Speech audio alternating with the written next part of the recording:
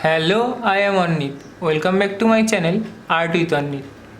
In this video, I will show you Meliodas Assault Mode from 7 Deadly Sins. So, let's start. For this drawing, I use 0.5mm mechanical pencil or a normal graphite pencil.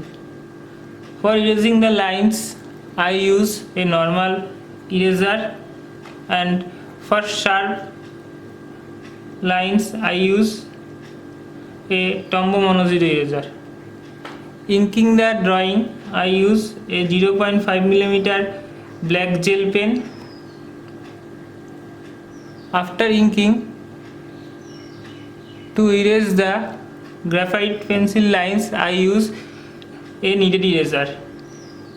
For coloring the whole drawing I use Faber Castell polychromas color pencil,